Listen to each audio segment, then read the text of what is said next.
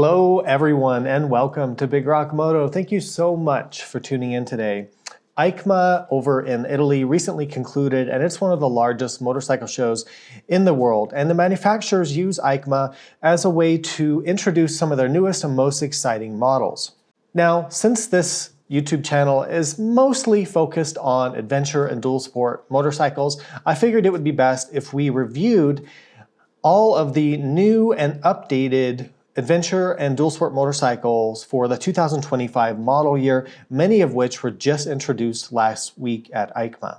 I made a little post about this a week or two ago talking about some of the new bikes like the new DRZ, the updated Tenere 700 and others, and I promised that there would be a video coming where I would go over in depth all of the new models and what it means for us as riders for the 2025 model year. So that's what we're gonna do. So if you didn't watch all those individual videos that other YouTubers were putting out, this is gonna be the video for you because I'm gonna tell you everything you need to know right here in this one video. All right, a couple notes. Please use my affiliate links this year. It's holiday time in the United States. We're getting into holiday season, so if you're doing any shopping, please use my affiliate links, which are in all my videos. So I really appreciate that. It really helps keep this channel going.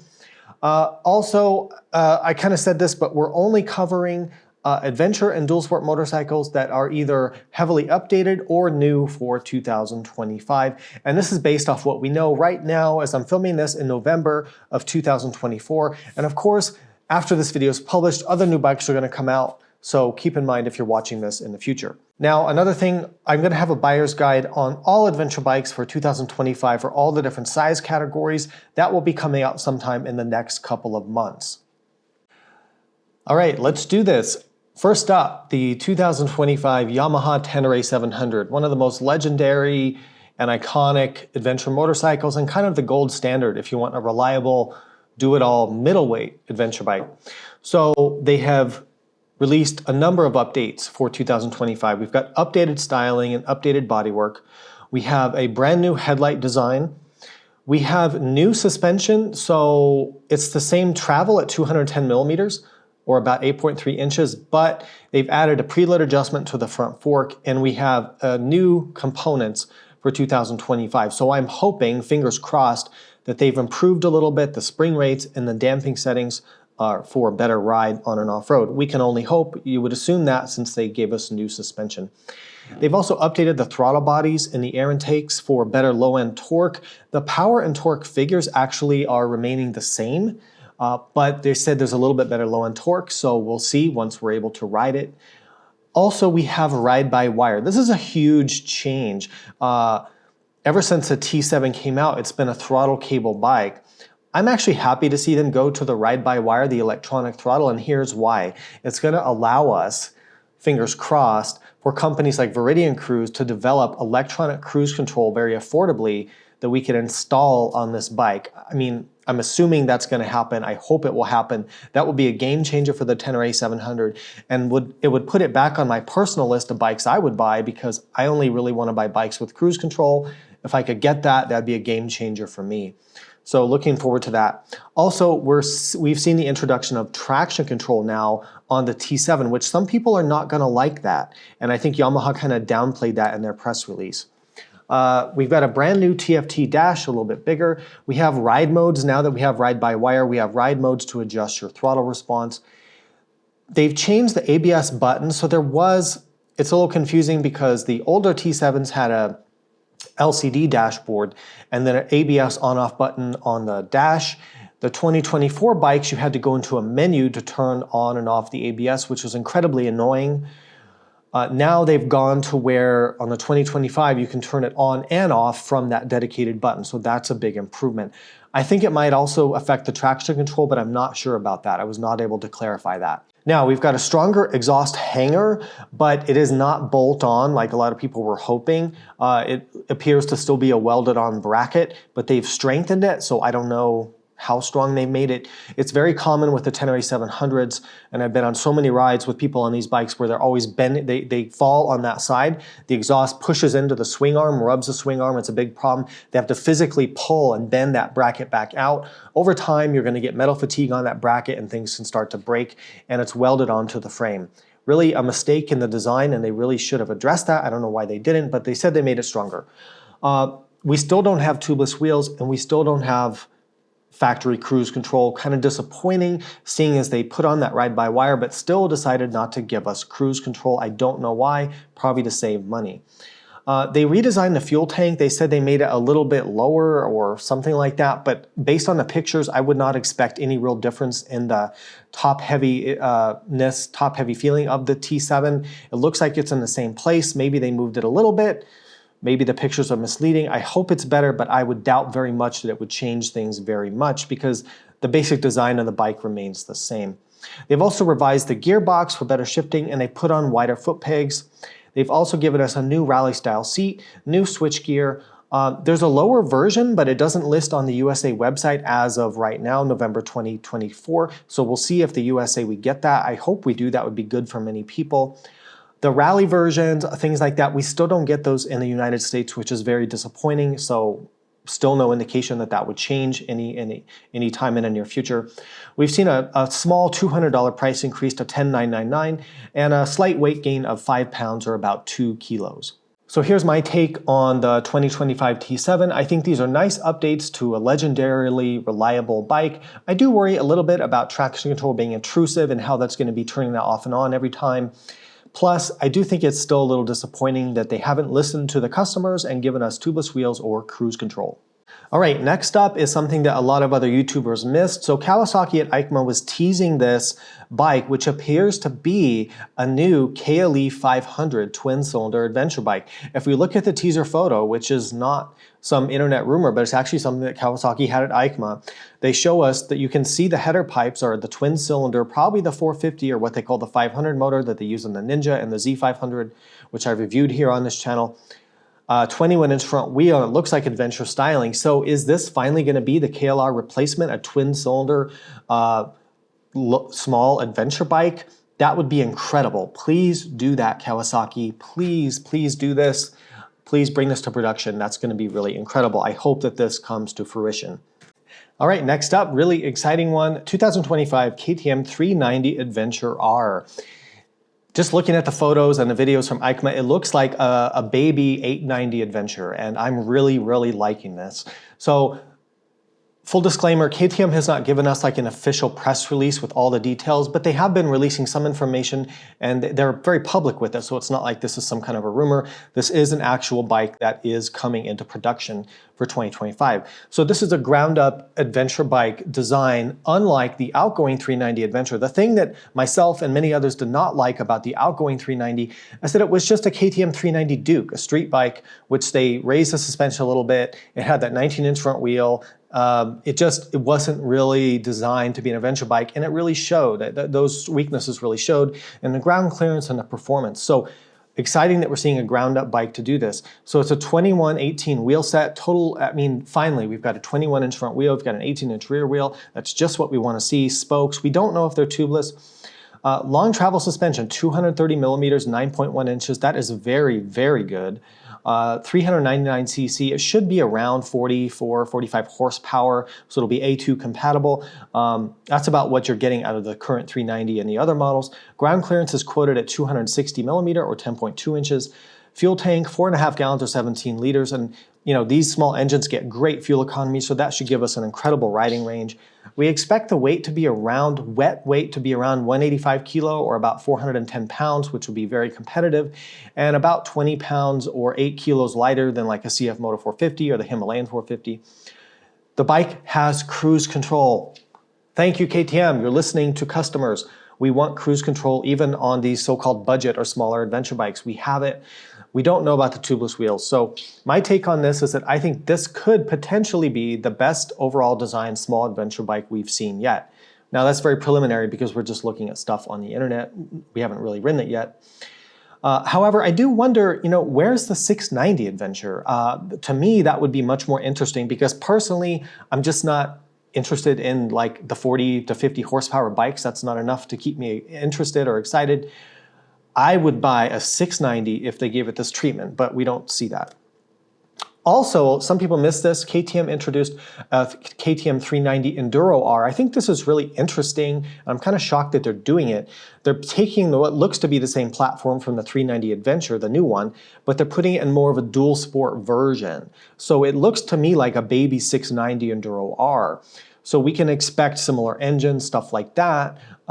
They really haven't given us many details about it. One thing I'd be curious about is how much is this going to weigh, because if the 390 Adventure is 410 pounds, how is this going to be so much lighter? And if you consider like the new DRZ is 330 pounds or 150 kilograms, you know, what kind of weight are we going to be looking at? If this is competing with dual sport bikes, I hope it's lightweight. That's all I'm trying to say. The 2025 R1300GS Adventure, wasn't just announced at EICMA, it's been announced a little bit before that, but I wanted to throw this in here because it'd be weird to leave it out. Now I have this covered in another video on the channel, and I'm actually getting this bike as a press bike to review here in the next month or two, so that will be coming soon as an in-depth review here on the channel, so stay tuned for that, subscribe if you're not. We've got all the updates that we saw with the R1300GS, a ground up brand new bike, brand new motor, everything new, but it's given the adventure treatment, tall suspension, huge 30-liter or 8-gallon fuel tank. We have optional automated shift assistant or ASA, which other reviewers are saying works excellent. We can also get that now on the standard R1300GS. We have adaptive ride height, just like we saw with the standard GS. Pricing begins with the popular options that you're going to see. They're starting to come to dealers here in my part of the country in the US between $27,500 up to about $31,000, $32,000, which is just what I would have expected with the new GSA. All right, this was a very exciting bike at the show, the F450 GS Concept. Now they're calling it a concept, but they seem to be indicating that this is going into production in some form and should be close to what they've showed and talked about here. So it's a brand new twin cylinder. I love this because I was worried that they would do like an upgraded single cylinder from the 310, but no, it's a new motor, twin cylinder, should be around 48 horsepower, right at the top of the A2 compliance level. They say it has a unique firing order. They haven't told us what that is, but they say it has a unique sound compared to everything else on the market. It's approximately 385 pounds or 175 kilograms. We don't know if that's the wet weight. If that's the wet weight, that would be very light in the class. Very, very good. If that's the dry weight, then it would be closer to the wet weight of like the CFMOTO and other competitors. Now it's interesting that they're only showing the bike with a 19-inch front wheel, not a 21, and I do think that will be something to think about versus the competitors that have those 21-inch front wheels. So my take on this is that we potentially could get the BMW quality that they're known for, the 3-year warranty, the good dealer network that BMWs come with, the excellent financing options that help so many people get into the BMW bikes. We'll have to see what compromises are made in a production version. How off-road capable will it be? Is that 19-inch front wheel going to be a limitation? What's the actual weight? Is the suspension travel going to be competitive?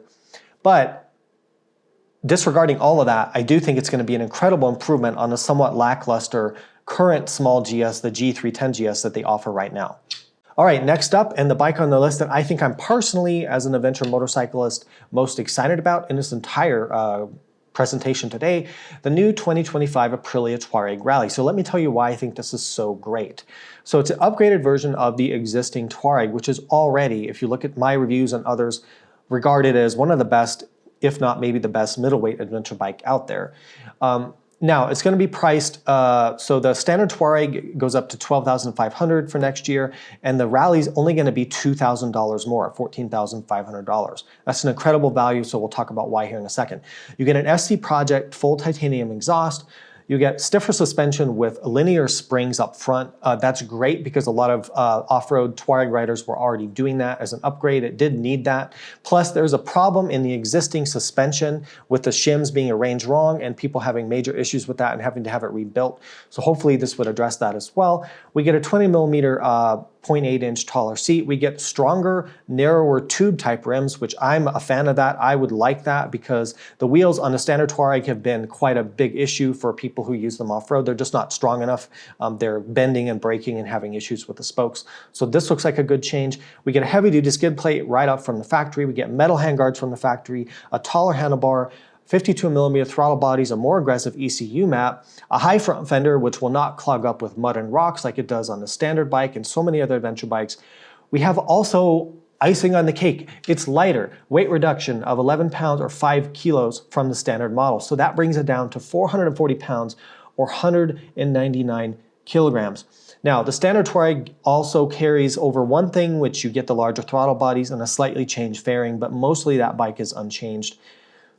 The Rally is stealing the show for me because I just can't believe how much value you're getting for the money. If you took a standard Tuareg at $12,500 and tried to add this wheel set, this exhaust, a new suspension, all these upgrades, you could never ever do it for $2,000. So this is a screaming value, and I'm super, super stoked for this bike.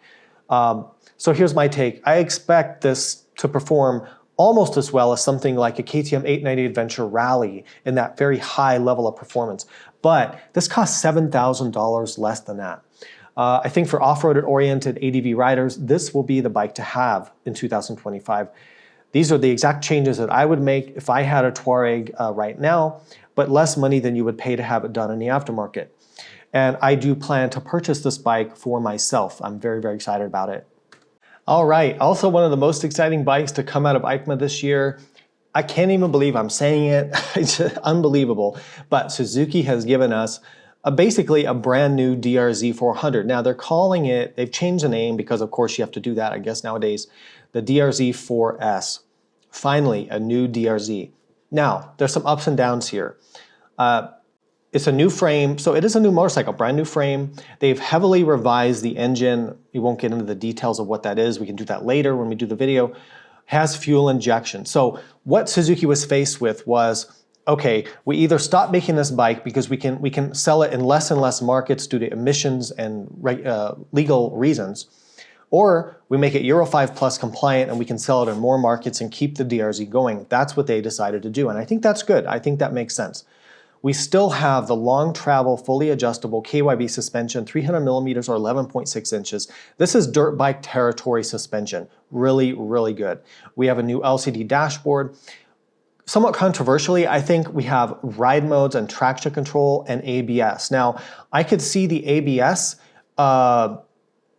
because of legal reasons in many countries. And also I think, for a dual sport bike, yeah, ABS makes sense. When you're on the street, you want ABS, you need that to be safe.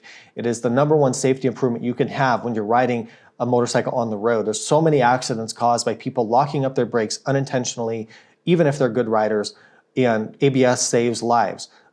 Very important to have that. You can turn it off, but I do wonder about, is it going to be convenient to turn the ABS and traction control on and off, considering that many DRZ riders are going to be mostly riding off-road. So I am a little bit concerned about that.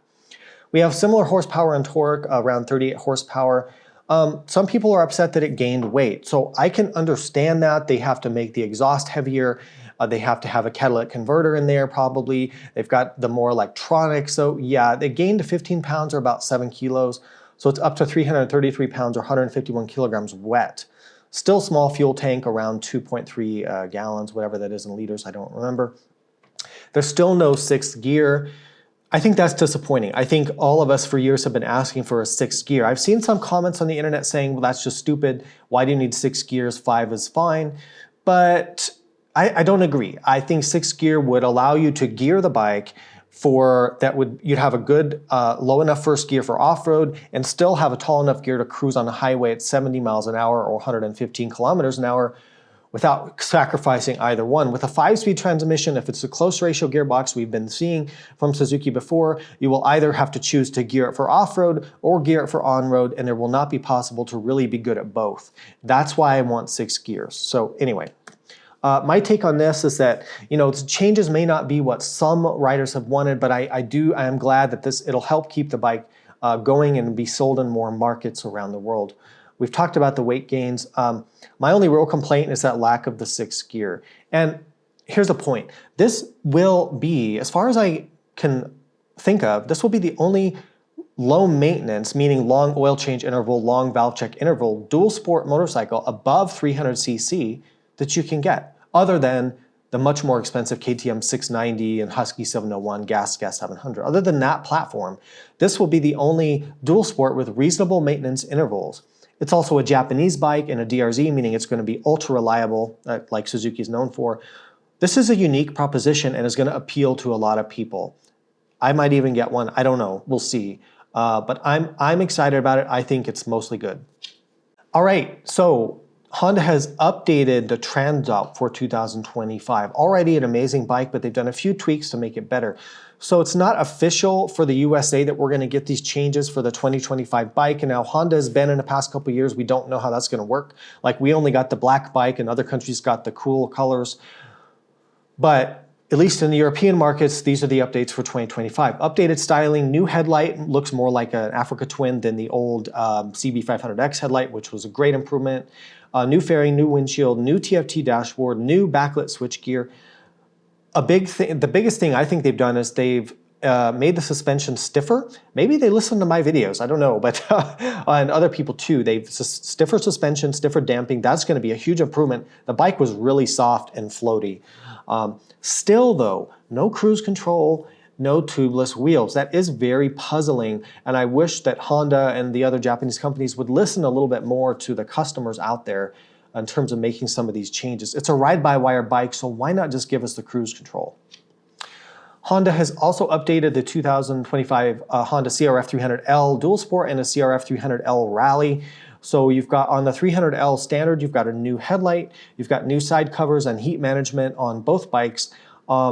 Big deal also, just like we saw with the Transalp, they've given the Rally and the standard 300L firmer suspension. Now the press release just says firmer damping. They didn't specify the springs, but I would assume that the springs would be better. The main issue I had with both of those bikes, I love the bikes overall, I thought they were fantastic, but the suspension was the worst of the softest and most undersprung of any motorcycle I've ever tested, out of the hundreds that I've tested. So that was a big problem, and it sounds like they've addressed that. Also, you get new LED turn signals. All right, KTM 1390 Super Adventure S and Super Adventure S Evo. If you thought, if 160 horsepower was just crap, that's just not enough, well, your time has come, because now you have 173 horsepower from a 1,350cc larger engine. That's the thing. I mean, 160 horsepower, it's just not enough. I don't know how you could live with that. Thank God we have more. I mean, I'm being sarcastic, but honestly, I'm excited about this. I think this is going to be an absolute riot. So much fun to ride. It was already one of the best adventure bikes out there in terms of dollar value for money and performance for money. Now it's even better. So we've got the new motor, we've got new tech, new touchscreen TFT. That's really cool. It's also a portrait orientation. New styling, new switchgear, new ergonomics. They've done a pretty heavy update. Now, when they say the Evo model, so the Evo model is just the AMT, or the automated manual transmission. So you're seeing a trend here. Honda started this with DCT. BMW brought us the ASA, automated shift assistant. Now KTM brings us the automated manual transmission.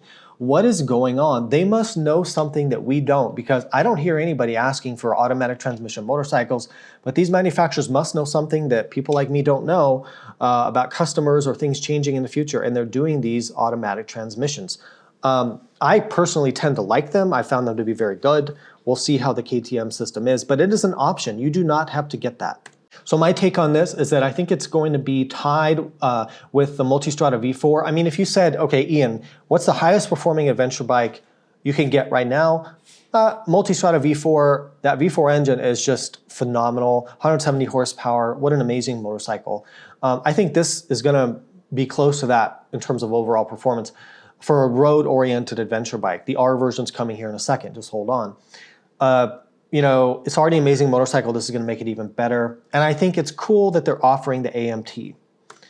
Now, as promised, here's the R. So they've also just introduced, from the time I was writing up, doing this, getting all the notes compiled for this presentation, which took days, by the way, to get this together, I saw that they released or introduced the R1390. And I said in my review of the 1290R that if they make a 1390 Super Adventure R, I will go buy one. It looks like they've called my bluff, and now I'm going to have to save up so I can get one of these things. So it's going to have all the updates pretty much that we just saw in the 1390 Super Adventure S, but the R model is the 21-inch front wheel, the spoke wheels, longer suspension travel, more off-road oriented bike. We don't know if AMT is going to be available on this. They haven't told us yet, so we'll have to see about that, but I'm super excited for this. All right, next up we have an all-electric dual sport motorcycle from KTM. This is actually kind of a big deal, and let's talk about why that is. So we've got a street legal, meaning that I can ride out my front door on the highway and onto the trail, fully electric dual sport bike from KTM. As far as I know, this is the first fully electric dual sport motorcycle from a mainstream manufacturer. It's 240 pounds or 109 kilograms, which makes it lighter than any other dual sport bike that I know of out there. You get a 5.54 kilowatt hour battery, 26 horsepower and 27 foot-pounds of torque. So it's about, it's hard to say because electric power compared to gas is kind of different, but it might be similar to like riding a 350 EXC, I don't know. Top speed, 59 miles an hour or 95 kilometers an hour. You get 2 to 3 hours of riding, of enduro riding out of a full charge. They won't give us a range because I think it's more to do with hours than it is the mileage and something like this. Charge time will depend on do you have a fast charger or a slow charger, right? So it could be 1.5 hours on a fast charge or 8 hours if you use like a trickle charger. My take on this is that I think actually that electric enduro bikes have major potential with the smooth and quiet power output, increasing control, increased fine control in technical situations. You're already seeing that in trials bikes. And they could help in the future preserve more riding areas due to less noise and less emissions, right? I would love to have one of these. Riding range will absolutely be an issue. And it is with electric motorcycles. That's their main issue. It's not that electric motorcycles are bad, it's that the energy density of batteries sucks. It's not good. If you take that same size battery and it was gasoline, you could probably get 5 times the range or 4 times the range out of it. But the energy density of a battery just isn't there because the technology, the chemistry isn't there yet. When that changes, then it's going to be game on and everything's going to change. I would say keep an open mind and look forward to this. All right, Ducati Multistrada V4, one of my favorite, probably in my top 5 motorcycles that I've ever tested, has been updated for 2025. So we've got new electronics, a new ECU, we have new paint and graphics. We also have new automatic, I'm calling it adaptive ride height, that's not what Ducati calls it. It's automatic suspension lowering when you're at a stop. So the bike will drop automatically below 6 miles an hour or 10 kilometers an hour, about 30 millimeters or 1.2 inches, so easier to reach the ground. We've seen this on Harley Pan America, we've seen this on the new GS, we've seen this on some other things, and now we're seeing it with Ducati as an automatic system. I think that's great. It's a fantastic feature. Okay, a new bike from CFMOTO. So this is the 800 MTX. I'm not sure if it'll be called the Ibex 800 when it comes to USA. I would guess that they would do that. So there's no official specs or press release yet, so we're going on some limited information. Powered by the KTM 790 motor, which we see in so many bikes now out there. It's around 95 horsepower. They're claiming a wet weight of around 470 pounds or 213 kilograms, which would be exactly what like a KTM 890, 790 or 890 Adventure weighs. Speaking of that bike, of the KTM 790, 890, it looks to have a very similar low-slung saddle-style fuel tank as the KTM's. That would be a big improvement because I was very disappointed, honestly, in the outgoing Ibex 800 that's out now. Had a lot of technology for the money. It looked pretty cool, but it was very top heavy and just felt very heavy. The throttle response was horribly jerky. They fixed some of that along the way, but I think maybe now they're finally going to get this right and offer more of a value-priced alternative to something like a KTM 790 or 890. Problem is though, you can get a KTM 790 Adventure for such a good price. I mean, how much less is this going to be? I guess we don't know. All right, here's a bike that I actually just finished testing, and I'll have a full video on this bike here in the next few days. 2 new models from Chinese manufacturer KOVE. Some people call it KOVE, I call it KOVE, I don't know what's really correct. So these are the 800X Rally and the Pro. So there's 2 different models with the same engine, the Rally model and the Pro model. So the Pro model is the lower end model. It has lower suspension, 240 millimeter suspension travel, lower seat height, and a low front fender. Then you've got the Rally model with a 270 millimeter suspension, longer travel, high front fender, and a steering damper. It's $12,000 for the Rally and $10,000 for the Pro.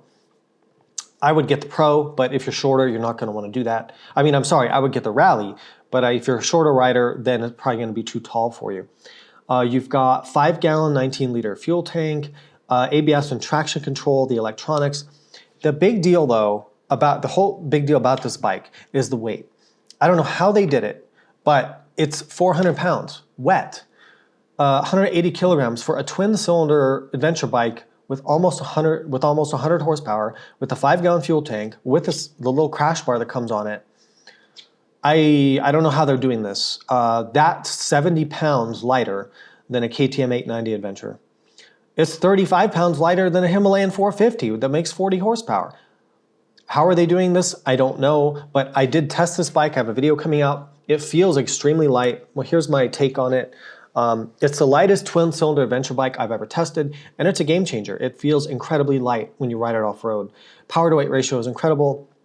Really good value. However, there are downsides.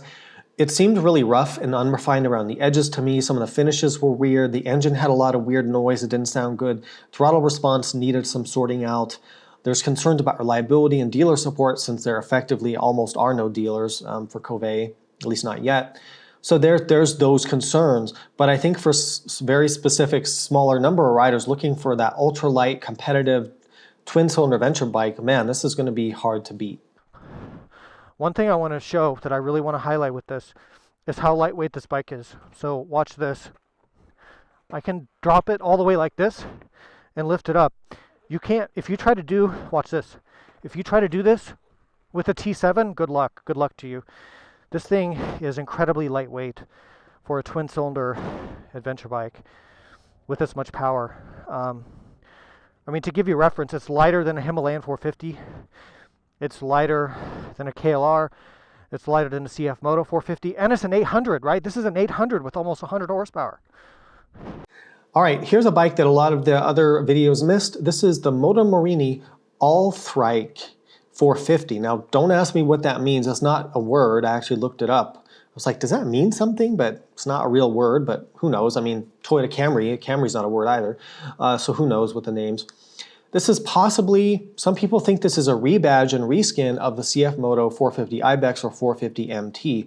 It very well could be. We don't really know all the details. It could be the same engine, but we're also not sure about that. It looks like it is a 450 twin-cylinder motor with around 45 horsepower. It's got a 21 18-inch wheel set. Is it going to come to the US market? We don't know. We need more information on this, but it looks to me, I would guess, that this is very similar to the Ibex 450, just with different, sold by a different company, also Chinese company, with different, bodywork. Another new bike from Moto Morini, they've updated the X-Cape, so we now have the X-Cape 700. It could have used more power. I did have a review on this bike, so now we have that. We've got a bigger engine, 693cc. It's punched out. It's 10 more horsepower, up to 71 horsepower. New styling, new windshield, new details. High quality Marzocchi suspension, fully adjustable, closed cartridge, very good for the money. We still have that 17-inch wheel set, and it is tubeless spoked. It'd be nice to see a 21-inch front wheel. It'd be nice to see more ground clearance, but I will say, I just did that backcountry, the NorCal BDR video with Jeff and Ben. Jeff rode this bike, well, the 650 version, that entire route, had zero issues at all, keeping up with a KTM and a V-Strom. So, I don't know, it seems to be very, very capable. Another new bike from Moto Morini, the X-Cape 1200. This kind of slipped under the radar for some people. In person, this looks really, really good. It's an all-new bike, new V-twin engine with 125 horsepower, highly advanced electronics, including radar systems. It's got a 1917 wheel set, so more road-oriented, and we don't know the pricing or the weight or anything really, but it should be, expect value level pricing with the Moto Morini. It's something to watch. Mondial. So Mondial, we don't get that here in the USA. I've never even seen one in person. I haven't even ever heard of it until I was researching for this video. But they have a bike called the Mud 452. However, it does kind of appear to be another one of these bikes using that new CFMOTO 450 twin-cylinder engine. It's such a great engine that we all like. It's off-road oriented, high front fender, off-road wheel set. Again, this is not sold in the US, so I don't know much about it, and I'll probably never get to put my hands on one, but I wanted to put it on this list. All right, another motorcycle that we don't get this brand at all here in the United States is VOGE. I hope I'm saying that right, VOGE, V-O-G-E. This is the 800DS Rally. So VOGE is the high-end brand of Lansen. And Lansen is a longtime Chinese manufacturer, makes a lot of engines. They've been making engines for the BMW F-Series twin-cylinder bikes for many, many years. The new F900GS BMW has a Chinese Lansen engine in it. Although the bike is then made in BMW plant in Germany with that Chinese engine, and they sell it as BMW. But this looks like almost a fully Chinese version of kind of a BMW 800GS. So it has the 95 horsepower 798cc Lansen engine. It has a large, interesting though, it looks like a 900GS, doesn't it? It looks just like it, but it's got a larger fuel tank, supposedly at 5.5 gallons or 24 liters. That's way bigger than the fuel tank on, oh no, isn't that 6 gallons? 24 liters? Anyway, I messed up something there. I'll put that in the text. But this is really interesting. Again, we don't get this in the US, so may never get to see it. But if you know more about this bike, put that down in the comments. VOGE also has a 900 model. They have smaller models. It's kind of one of these, like, you've got Benelli, you've got CFMOTO, you've got Moto Morini, you've got VOGE, you've got all, they all kind of are somehow related, but it's hard to figure out how all these sort of value priced Chinese makers coming into the market. Whew, all right. That's a lot of motorcycles. So hope you got something out of this. Keep in mind that this is just November 2024 right now when I'm filming this. So after this video, you know, we're gonna get more information. There's gonna be other bikes that come out. We're gonna learn things that we didn't know, and I'll update things going forward into the future, but I'm sure you all read the news and watch other videos as well, just like I do. Also, I will be testing as many of these new motorcycles in 2025 as I possibly can get my hands on, and really focusing on in-depth reviews of all the new and updated bikes in 2025. That'll be my #1 priority for this channel, is to provide in-depth reviews on all the new and updated bikes that I can possibly do. So look forward to that as we start to get into 2025. Also, a huge thank you to all the new subscribers out there. This channel is about to cross over 300,000 subscribers and probably will do that during the first few days of me publishing this video here. So huge thank you for making that happen. Really, really appreciate it. Again, please support what I'm doing here. If you like what I'm doing, there's affiliate links below. There's other ways to support below, including Patreon. Thank you so much for watching. Ride safe. I'll see you out there.